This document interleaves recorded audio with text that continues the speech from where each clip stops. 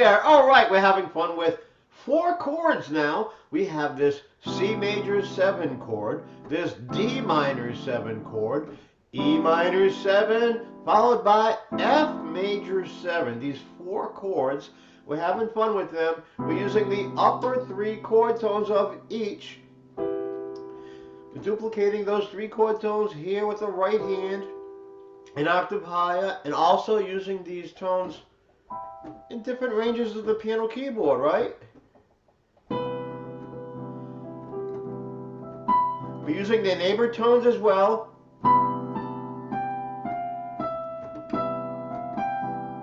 Again, those non-chord tones or neighbor tones in between these chord tones serve as little bridges to move from one chord tone to the next. Now this gives us more melodic motion, right? To make our improvisations more interesting. But it also does something else very important. You see, in music we have tension and release, right? When we're on one of these chord tones, you could say we're in a release mode, right? It sits well with us, all of these chord tones, because those chord tones are in the chord.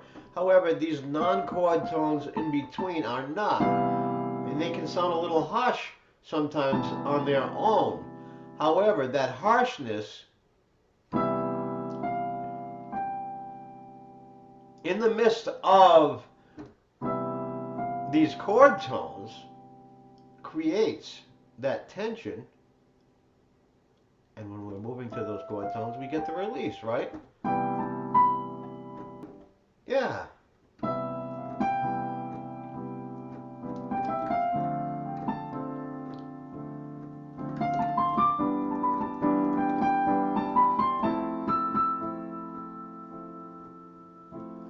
All right.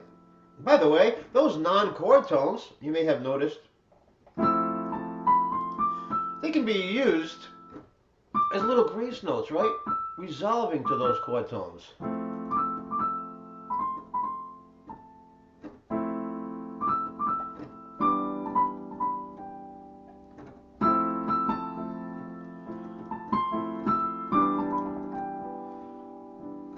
All right. Now let's incorporate a little more harmonic motion into our playing. You see these chords here? Here's the C major 7 chord. It consists of 4 chord tones, right? All right, well, you'll notice the first 3 chord tones themselves comprise a C major triad. C, E, and G, right?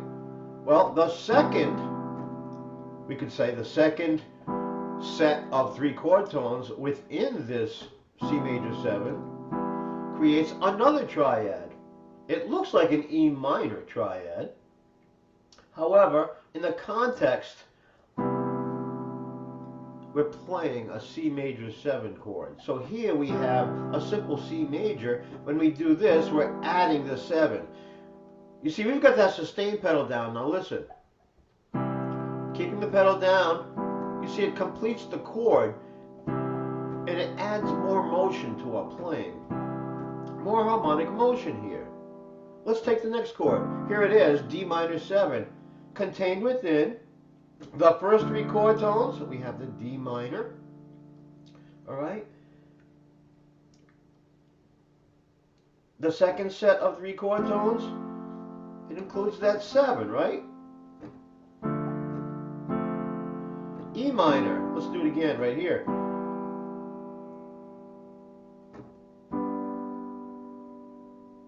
F major 7. Let's do it. So every time we play that second set like this, we are adding the 7. You see, so we've got a nice little example of variety contained within.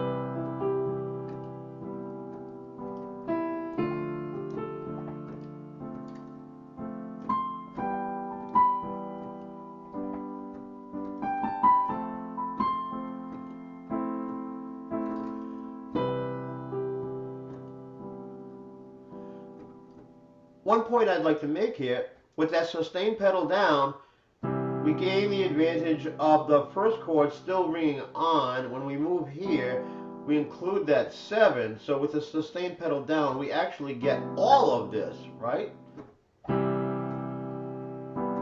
Hear it? Because if we don't use a sustain pedal,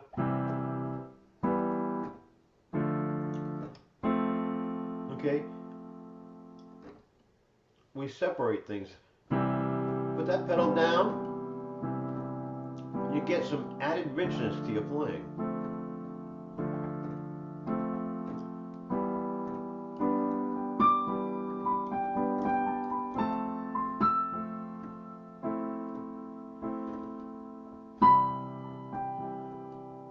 Of course, we can combine this with a complete chord, right? Absolutely. You see, we're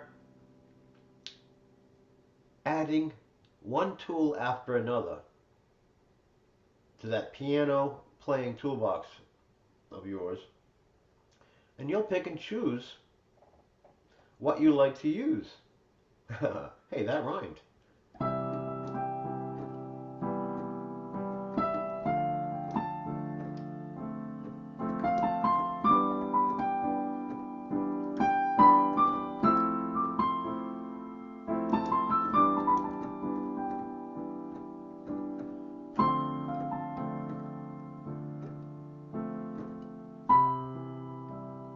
Go ahead and incorporate that into what you're already doing and let me know how it's going, okay?